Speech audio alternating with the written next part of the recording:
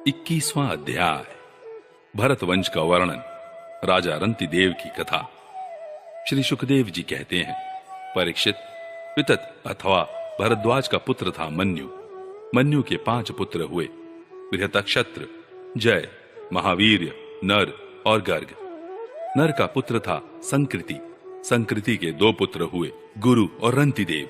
परीक्षित, रंतिदेव का निर्मल यश इस लोक और परलोक में सब जगह गाया जाता है। रंतिदेव आकाश के समान बिना उद्योग के ही दैववश प्राप्त वस्तु का उपभोग करते और दिनों दिन उनकी पूंजी घटती जाती। जो कुछ मिल जाता उसे भी दे डालते और स्वयं भूखे रहते। वे संग्रह परिग्रह ममता से रहित तथा बड़े धैर्यशाली थे और अपने कुटुंब के साथ दुख भोग रहे थे। एक बार तो लगातार 48 दिन ऐसे बीत गए कि उन्हें पानी तक पीने को न मिला। 49वें दिन प्रातःकाल ही उन्हें कुछ घी, खीर, हलवा और जल मिला। उनका परिवार बड़े संकट में था। भूख और प्यास के मारे वे लोग कांप रहे थे। परंतु ज्यों ही उन लोगों ने भोजन करना चाहा, त्यों ही एक ब्राह्मण अतिथि के रूप में आ गया। रंतिदेव सब में श्री भगवान के ही दर्शन करते थे। अतएव उन्होंने बड़ी श्रद्धा से आदर पूर्वक उसी अन्न में से ब्राह्मण को भोजन कराया। ब्राह्मण देवता भोजन करके चले गए। परीक्षित, अब बचे हुए अन्न को रंतिदेव ने आपस में बांट लिया और भोजन करना चाहा। उसी समय एक दूसरा शूद्र अतिथि आ गया। रंतिदेव ने भगवान का स्मरण करते हुए उस बचे हुए अन्न में से भी कुछ भाग शूद्र के रूप में आए अतिथि को खिला दिया। जब शूद्र खा पी कर चला गया, तब कुत्तों को लिए हुए एक और अतिथि आया। उसने कहा, राजन, मैं और मेरे ये कुत्ते बहुत भूखे हैं, हमें कुछ खाने को दीजिए। रंतिदेव ने अत्यंत आदर भाव से जो कुछ बच रहा था सबका सब उसे दे दिया और भगवनमय होकर उन्होंने कुत्ते और कुत्तों के स्वामी के रूप में आए हुए भगवान को नमस्कार किया। अब केवल जल ही बच रहा था और वह भी केवल एक मनुष्य के पीने भर का था। वे उसे आपस में बांटकर पीना ही चाहते थे कि एक चांडाल और आ पहुंचा। उसने कहा, मैं अत्यंत नीच हूं, मुझे जल पिला दीजिए। चांडाल की वह करुणापूर्ण वाणी, जिसके उच्चारण में भी वह अत्यंत कष्ट पा रहा था, सुनकर रंतिदेव दया से अत्यंत संतप्त हो उठे और ये अमृतमय वचन कहने लगे, मैं भगवान से 8 सिद्धियों से युक्त परम गति नहीं चाहता, और तो क्या मैं मोक्ष की भी कामना नहीं करता। मैं चाहता हूं तो केवल यही कि मैं संपूर्ण प्राणियों के हृदय में स्थित हो जाऊं और उनका सारा दुख मैं ही सहन करूं, जिससे और किसी भी प्राणी को दुख न हो। यह दीन प्राणी जल पी करके जीना चाहता था। जल दे देने से इसके जीवन की रक्षा हो गई। अब मेरी भूख प्यास की पीड़ा, शरीर की शिथिलता, दीनता, ग्लानि, शोक, विषाद और मोह, ये सब के सब जाते रहे। मैं सुखी हो गया।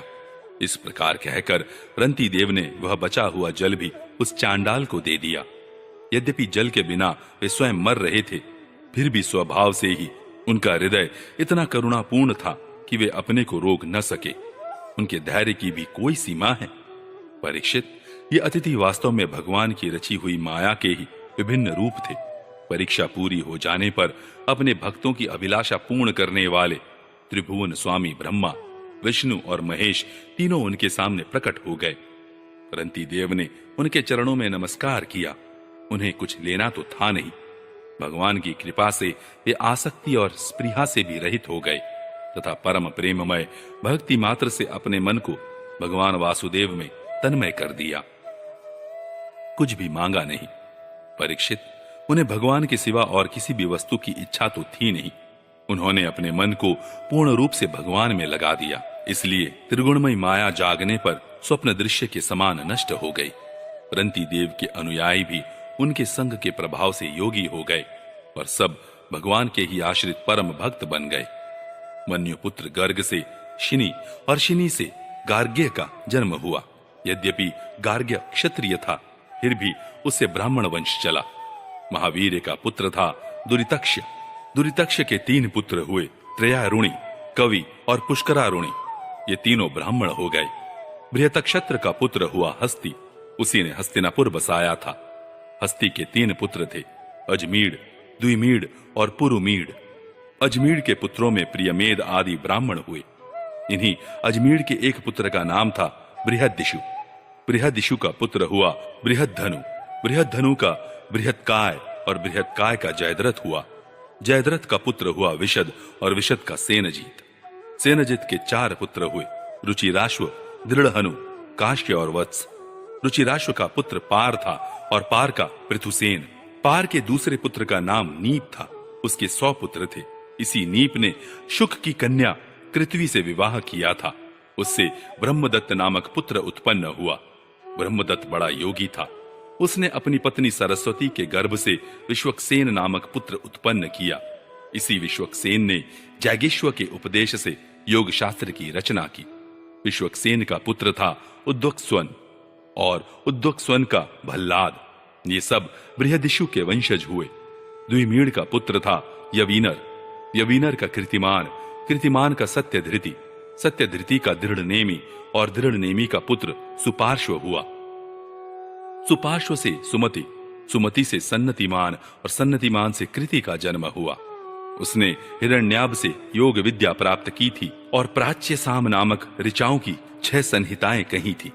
कृति का पुत्र नीप था, नीप का उग्रायुध, उग्रायुध का क्षेम्य, क्षेम्य का सुवीर और सुवीर का पुत्र था रिपुंजय, रिपुंजय का पुत्र था बहुरथ। द्विमीड के भाई पुरुमीड को कोई संतान न हुई। अजमीर की दूसरी पत्नी का नाम था नलिनी। उसके गर्भ से नील का जन्म हुआ। नील का शांति, शांति का सुशांति, सुशांति का पुरुज, पुरुज का अर्क, अर्क का पुत्र हुआ भर्म्याश्व। भर्म्याश्व के 5 पुत्र थे, मुदगल, यवीनर, बृहदिशु, काम्पिल्य और संजय। भर्म्याश्व ने कहा, ये मेरे पुत्र 5 देशों का शासन करने में समर्थ हैं, इसलिए ये पंचाल नाम से प्रसिद्ध हुए। इनमें मुदगल से मौदगल्य नामक ब्राह्मण गोत्र की प्रवृत्ति हुई। भर्म्याश्व के पुत्र मुदगल से यमज संतान हुई। उनमें पुत्र का नाम था दिवोदास और कन्या का अहल्या। अहल्या का विवाह महर्षि गौतम से हुआ। गौतम के पुत्र हुए शतानंद। शतानंद का पुत्र सत्यधृति था। वह धनुर्विद्या में अत्यंत निपुण था। सत्यधृति के पुत्र का नाम था शरद्वान। एक दिन उर्वशी को देखने से शरद्वान का वीर्य मूंज के झाड़ पर गिर पड़ा। उससे एक शुभ लक्षण वाले पुत्र और पुत्री का जन्म हुआ। महाराज शंतनु की उस पर दृष्टि पड़ गई, क्योंकि वे उधर शिकार खेलने के लिए गए हुए थे। उन्होंने दयावश दोनों को उठा लिया। उनमें जो पुत्र था उसका नाम कृपाचार्य हुआ और जो कन्या थी उसका नाम कृपि। यही कृपि द्रोणाचार्य की पत्नी हुई।